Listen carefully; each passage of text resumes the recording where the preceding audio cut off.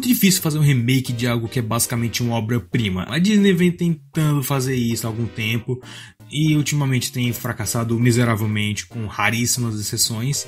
A Universal uniu a estratégia ruim da DC de copiar a Marvel sem saber por que eles são bem-sucedidos, com a ruindade dos remakes disneyanos, o que nos deu o remake da Múmia. O reboot, não sei se eles ainda querem continuar com esse negócio do Dark Universe.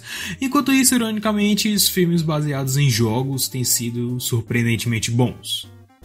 O que é uma ironia da maior, tendo visto o filme que a gente tem hoje, mas eu me adianto. Mas para pra pensar, a gente vive numa época que o filme do Sonic e do Pikachu é um sucesso absurdo de público e crítica, mas um filme da Múmia é um saco de pancada, uma punchline tão efetiva quanto um filme da DC. E esse filme não é Steel. It's hammer time. Mas é porque ninguém realmente ligava pra Aves de Roupinha, Mulher do Coringa, sua emancipação lacradora fenomenal, absolutista, agora com 30% menos palavras, gatilho e Knuckles. Ninguém, além daquela sua amiga que tá a fim de entrar na onda de ser nerd e vai ver o filme para se sentir representada. E aquele seu conhecido que parece o cara dos quadrinhos dos Simpsons. A real é que o público tá começando a cansar de filmes que tentam passar uma mensagem político-social forçada, goela abaixo, especialmente se usar personagens conhecidos por qualquer parcela do público, especialmente se for personagens queridos do público-alvo. A gente só quer ver coisas divertidas sendo feitas por gente e bichos divertidos, e é por isso que Sonic e Pikachu se saíram tão bem, e é por isso que a nova trilogia de Star Wars foi pro Beleléu. Isso e por outros motivos, enfim. Are you happy about Rose's arc? Mas também é necessário entender a propriedade que você está trabalhando, caso haja um precursor. E se você não souber como tratar essa propriedade, você pode fazer uma coisa desgraçada do mesmo jeito, mesmo sem mensagem política, nos dando um filme que não tem nem mensagem, nem diversão e nem nada, só o vazio monótono que é encontrado em buracos negros e nos olhos de NPCs.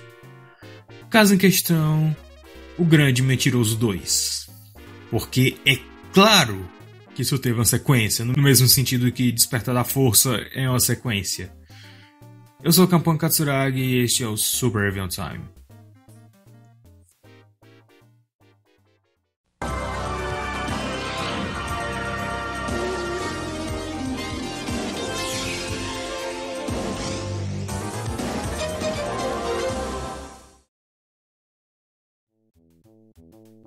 Eu lembro do filme original, do Grande Mentiroso original.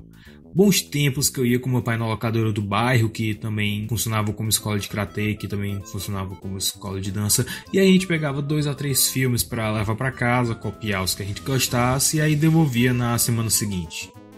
Quando eu era moleque eu achava o filme divertido, mas só isso, eu não pensava muito dele. Eu gostava, mas... sabe, não pensava muito dele. Ele tinha aquela qualidade anos 2000, tentando emular os anos 90, ao mesmo tempo que procurava seu próprio pé, criava seus próprios clichês ou adaptava os próprios clichês, como o quarto do protagonista cheio de pôster e memorabilia aleatória e o uso de Smash Mouth na trilha sonora, porque funcionou muito bem pra Shrek e Cara, Cadê Meu Carro?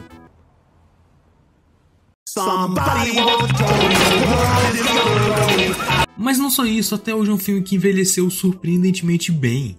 Os atores parecem se divertir, todos eles. O roteiro tem uma ideia original e ele mostra as crianças sendo essas traquinas maquiavélicas que aprendem a encontrar uma falha e explorar essa falha o máximo possível, e faz com que elas aprendam a lição legitimamente valorosa de alguma forma. A comédia é realmente engraçada e encaixa num conceito realmente bom e original, grafitada pelo precursor e mentor de predadores hollywoodianos e internéticos de hahaha, você é muito madura pra sua idade e manda pack do pezinho, carregando consigo as tradições perversas de Hollywood e gerando uma nova geração de desgraçados internéticos e profissionais com tanto valor social quanto um balde de comida para sapos.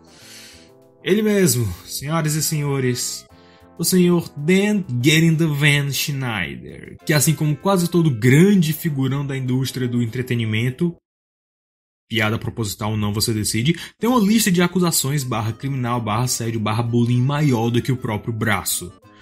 Na época Amanda Bynes ainda estava no auge da carreira de atriz, e fazia sentido jogar ela e outras estrelas da Nickelodeon no meio do filme de alguma forma, nem que fosse com aparição rápida, por causa dos contatos com o senhor Dan Schneider.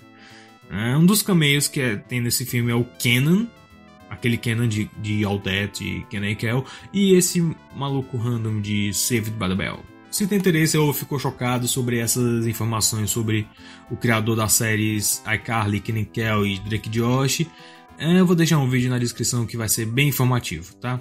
Enfim, o filme original ele tem muita marca de seu tempo, mas assim como outros filmes como Labirinto, Caça-Fantasmas, Peter Pan e Sonic, vai envelhecer como vinho. Ele é um filme legitimamente bom. Não dá pra dizer o mesmo da sequência, que é um remake caça-níquel que saiu direto pra DVD em pleno 2017. DVD! Em 2017! Yeah, that's what we live for. The DVD extras. You know, all the kids these days buying their DVD.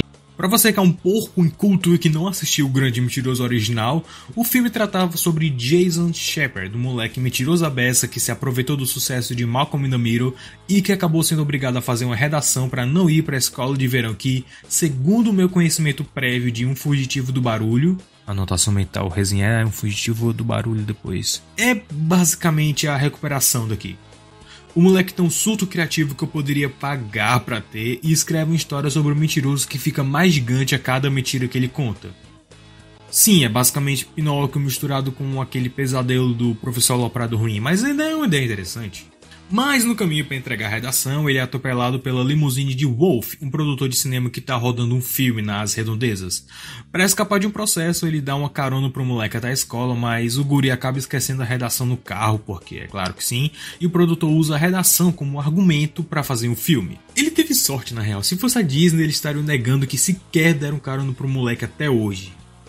Ou o Cartoon Network, eu tenho quase certeza que alguma coisa assim aconteceu em Hora de Aventura, enfim. Para provar que ele não mentiu, Jason viaja até o outro lado do país para convencer Wolf a telefonar para seu pai e contar a verdade. Mas ele descobre que Hollywood é um lugar sujo, frio, mesquinho e que tenta acobertar pedófilos até não poder mais, e então começam a pagar de baixinho da moral e dos bons costumes. Ok, veja bem, eu poderia fazer piada com Wolf Maia, mas seria muito óbvio, né? E Dan Schneider é um alvo mais prático nesse caso, ok? Me ajuda aí, tá? Eu tô com bloqueio criativo, não durmo direito há pelo menos uma semana. O remake faz exatamente o mesmo plot, só que ruim e preguiçoso. Ele tem umas ideias boas, mas... ok, no lugar de um filme é um jogo, no lugar de um produtor é um executivo genérico. Ao invés da gente ir para um lugar divertido com muitos elementos de outros filmes escondidos no cenário para procurar e que a cada assistida tu encontra algo diferente, a gente tem São Francisco e lojas de grife. É um filme tão esquecível que eu passei a maior parte do tempo útil escrevendo esse artigo jogando Disney Sorcerer's Arena. Não, sério.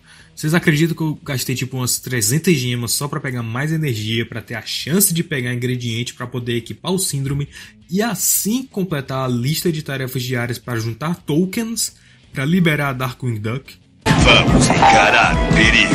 Sorcerer's Arena é um jogo justo até, bem divertido, mas na época que eu escrevi ele realmente não tinha calibrado direito o lance da sorte, sabe? Hoje tá bem mais legal, não precisa mais fazer tanta coisa pra liberar os tokens diários, mas enfim, eu divago.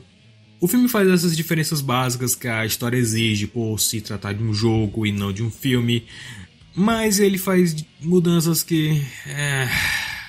Por exemplo, aqui o protagonista ele é um completo imbecil odiável e eu quero dar um murro nele cada vez que ele aparece. Não, sério, o Jason no original, ele era um moleque mediano que usava pequenas mentiras constantemente, mas era basicamente para se safar de situações ligeiramente problemáticas, sabe? Como dizer pra mãe que já tinha tomado café, ou que já estava pronto pra escola, mas ele tinha acabado de acordar, e aquelas mais exageradas como fingir ser o próprio pai para poder se safar de fazer o dever de casa. Eu não tô defendendo mentira, é errado, é feio, e é um problema real, mas se o filme quer passar a mensagem de que mentir é errado, ele precisa fazer isso com um protagonista que seja identificável pelo público, sabe? A protagonista que usa mentiras corriqueiras é mais palpável, identificável com o público, pro moleque público-alvo ver e dizer, poxa, eu também faço isso. E aí ele acaba aprendendo a mesma lição que o protagonista. Kevin Shepard, ao contrário, parece se orgulhar de mentir. Por exemplo, tem uma cena que Kevin diz que ficou sem tempo e copiou um texto inteiro na internet como se ninguém fosse descobrir, o que contradiz a sua suposta esperteza, mas eu divago. Na cena análoga, Jason é confrontado com o motivo dele mentir e ele responde, eu não sei. Ele realmente se envergonha de mentir tanto, mas ele não sabe como parar, é um vício. Kevin Shepard, e sim, eles mantiveram o mesmo sobrenome para fazer referência ao conto do menino lobo, hahaha. Kevin mente sem necessidade para ganho próprio. É tão exagerado que a gente não consegue se identificar com ele, da mesma forma que a gente se identifica e até simpatiza com Jason. Mas a gente acaba odiando Kevin. O maluco usa uma placa de estacionamento falsa para poder pegar o melhor estacionamento da escola. E por algum motivo o cara é um gênio da computação, mas ele não consegue elaborar uma mentira plausível o suficiente para escapar de uma bronca de atraso. Se bem que, de novo, ele copiou o texto inteiro na internet e tacou o nome dele. E sabe qual era a desculpa dele ter chegado atrasado? Ou dele não ter entregado tarefa? Eu não sei mais a essa altura. A desculpa dele era de estar numa reunião com o diretor sobre a nova defesa virtual para o portal do colégio. E aí a professora, ao invés de conferir a história com o diretor, ela só deixa passar. Talvez ela tenha só desistido dessa altura mesmo, sabe? O que certos profissionais não passam para botar comida na mesa. Alguns chegam a pontos tão baixos como Dustin Diamond, o Screech de Saved by the Bell, que aparece no Grande Mentiroso original. Não, sério, a carreira dele é uma zona. Se tu acha que a carreira do Nicolas Cage é uma bagunça, espera até a ver desse cara. Vai de processar um site paródia sobre ele, gravar uma sextape onde ele contratou um dublê pra ele mesmo, cara, nem pra aparecer foi. E ele tem um papel no filme Porn Dogs, que é exatamente isso que você tá pensando. É um filme de tão mau gosto que sequer recebeu uma classificação indicativa nos Estados Unidos. O remake tem outras mudanças mínimas para tornar o conceito de jogo funcional nesse universo, que são mudanças bem-vindas se fosse um filme divertido ou soubesse como usar seus conceitos. Tem umas paradas que não fazem sentido mesmo dentro do universo do filme. Por exemplo, por causa de toda marmota com a entrega do trabalho ou atraso, eu não sei, já falei, não me importo, Kevin fica de castigo sem internet, tendo que fazer um trabalho sobre tecnologias futuras. O que obviamente o inspira a fazer um jogo. Ele fez a história, desenhou os personagens e escreveu o código à mão. Eu nem sei como isso se encaixa na proposta do trabalho dele. Era para ele fazer um texto discursivo sobre tecnologias futuras, não um projeto de jogo em Flash que seria antiquado para o Newgrounds em 2003. A propósito, esse site foi fundado em 95. Vamos saber que eu tenho algo em comum com o Toy Story e um site de Flash. A gente podia ter aqui várias referências a outras empresas de jogos, até patrocínio, sei lá, da Namco, da Bandai ou da Sega, eu não sei, sabe? Mas eu acho que nenhuma dessas empresas queria botar seu nome nessa bomba. Que lixo é esse? Mas a gente também poderia ter uma crítica a produtores de jogos que não parecem compreender seu público-alvo, ou fazem jogos para um público que não consome jogos. E aí eles arrancam dinheiro do seu público-alvo e quando o público-alvo reclama, eles são taxados de racistas e raio A4, que nem fazem os bullies escolares, sabe? Esse é o estado das coisas hoje, E na real, isso até encaixaria muito bem com o personagem Wolf. Wolf aqui ele é um executivo que trabalhou por anos na empresa de tecnologia e é o chefe de departamento interativo. Mas ele perde a promoção de presidente pro neto do dono da companhia, o que é irônico, porque depois do neto se mostra genuinamente um bom businessman. Wolf mesmo admite que não gosta de jogos e que todos os jogadores são gente sem vida e inúteis. O que eu acho que é um indicativo da crítica que eu esperava desse filme, que eu desenvolvi agora há pouco, mas eles nunca fazem nada de realmente interessante ou construtivo com isso. É um conceito interessante que poderia ter sido melhor explorado, mas eu acho que no fundo os caras sabiam que ninguém ia ver essa bomba, além de mim. O filme tenta ser engraçado, com uma cena que o Wolf, depois que ele sofre a obrigatória mudança de pele, é mandado para um bar pesado como parte do trote. E aí ele começa um discurso sobre ser aceito na América, a terra da liberdade, até ser comicamente jogado de lá pelos beberrões locais, que podem ou não ser lutadores de wrestling, quem sabe. É uma cena ligeiramente engraçada, mas é previsível. O único momento realmente engraçado que eu ri com o filme foi quando o motorista russo do Wolf oferece para ajudar o plano do Kevin, e aí ele manda e então a gente matar ele do nada, absolutamente do nada. Eu descrevendo é muito sem graça, não faz jus a entrega da fala tão bizarra e tão repentina desse cara, é fantástico. Won't be home. Perfect time to drop by his house for a little visit. And then we kill him. No. Not the big surprise. E aí, eu tô elogiando muito uma piada que dura tipo 3 segundos. É o quão ruim esse filme é. Outro ponto que eles mudaram na história é que eles sugerem que a guria realmente é apaixonada pelo protagonista, o que fica mais do que óbvio em mais de uma ocasião. Eu gosto do conceito original de ter uma amizade genuína entre um menino e uma menina, mas é que é pra mudar alguma coisa, pra não ficar totalmente igual ao primeiro. É interessante que eles deixem no ar e nunca concluam essa história. Eu poderia me irritar por não concluir esse arco, mas não é um arco relevante de fato, e se eles concluíssem seria clichê e forçado demais, então... ganho estrelinha, houve uma tentativa. A propósito, essa guria é mó fofa. Alguém faça um filme de Branca de Neve com ela, por favor. Pelo menos alguma coisa é agradável de ver nesse filme, porque os efeitos visuais são uma desgraça. Não, sério, tem uma piada que o escritório do Wolf dá pra visão da Golden Gate, sabe aquela ponte de São Francisco? Mas essa é uma televisão, ele desliga e mostra o muro. Só que a forma como eles fazem a visão da ponte é no chroma key. E o muro também é no chroma key. E é o chroma key mais vagabundo do que o meu. Seria muito mais engraçado se eles tivessem dito... só um chroma key, sabe? E aí ele desligava o chroma key. Seria muito mais engraçado, seria muito mais perceptível, faria sentido, mas... Mas né, a compreensão tecnológica desse filme é tão ignorante quanto os legisladores de assuntos tecnológicos.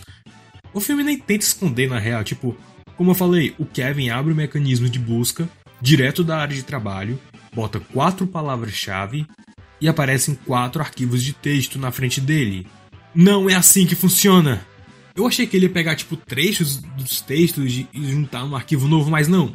Ele pega um único texto e bota o nome dele. Desculpa, eu não aceito isso.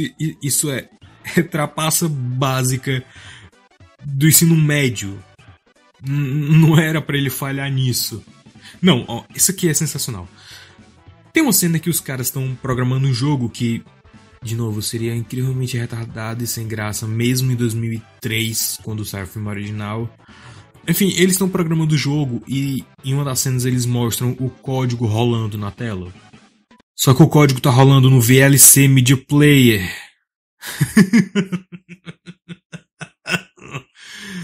Ai, ninguém nesse filme se importou o mínimo, cara, é impressionante. Tem uma hora específica que a entrega da fala do Nick Garcia é tão engessada que parece que a fala tava no teto e ele tava só lendo. Tem uma fala no filme original também que tá muito engessada, mas até ela soa mais natural do que aqui. É impressionante. A propósito, o Nick Garcia depois foi parar em Game Shakers, uma série sobre crianças que são desenvolvedores de jogos. E essa série também foi criada por Dan Schneider. E também Nick e a mãe dele processaram o empresário do Nick porque abusava dele desde os 12 anos, que nem Dan Schneider fazia com suas estrelas mirins. O mundo dá voltas e às vezes ele volta para o mesmo lugar, é impressionante. Nas mãos de alguém competente de fato e com real entendimento na indústria de videogames, esse filme poderia ser alguma coisa mesmo com um orçamento baixo. Talvez não tão bom quanto o original, claro, mas ele poderia pelo menos existir. O protagonista é incrivelmente irreal, irritante e socável. O Jason Shepard parecia alguém que tu poderia ter conhecido na escola.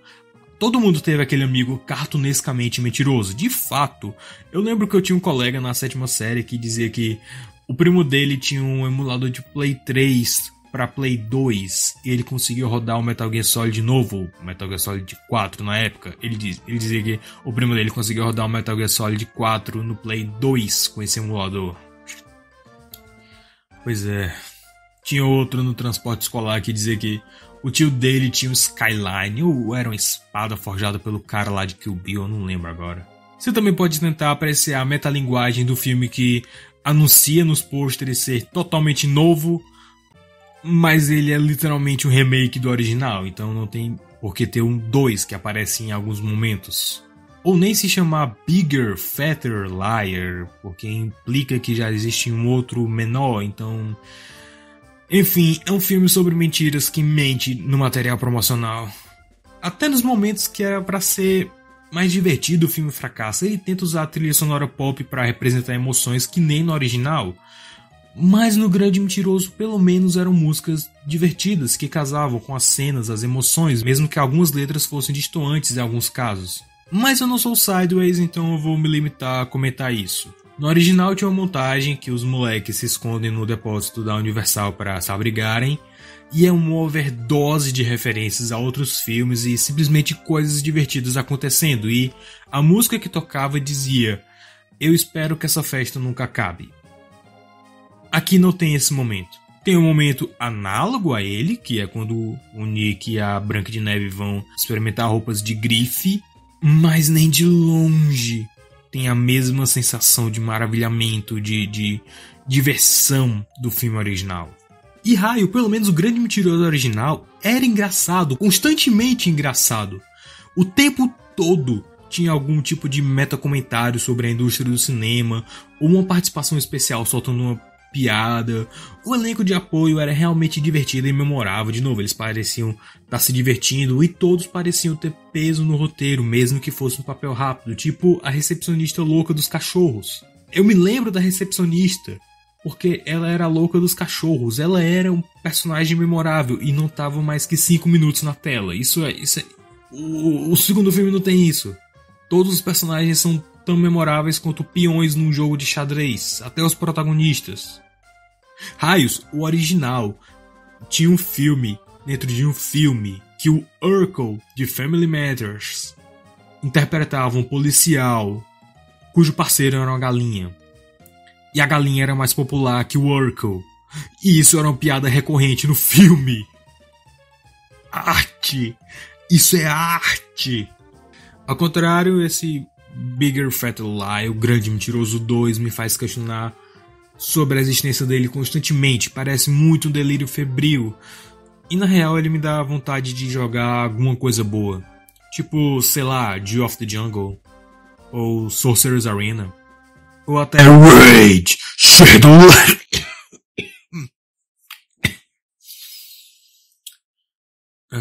Depois dessa eu vou me retirar. Eu tenho que voltar pra minha rotina de me olhar no espelho e chorar. Eu sou Kappa Katsuragi. Vem jogar Disney Sorcerer's Arena comigo, sei lá. Ele baixou todos os episódios de My Little Pony. O especial de Natal também? O quê? O desenho é muito bom. Você aí, toda noite em casa, vendo novela com a mamãe, aquele pessoal chorando, se agarrando. Gente, que diferente! Onde você vai jogar xadrez com seu pai? Peão, bispo, cavalo. Gente, que diferente! Ah, visitar tia solteirona, ver álbum de família, tomar leite quente. Gente, que diferente! Blockbuster, viu, gente?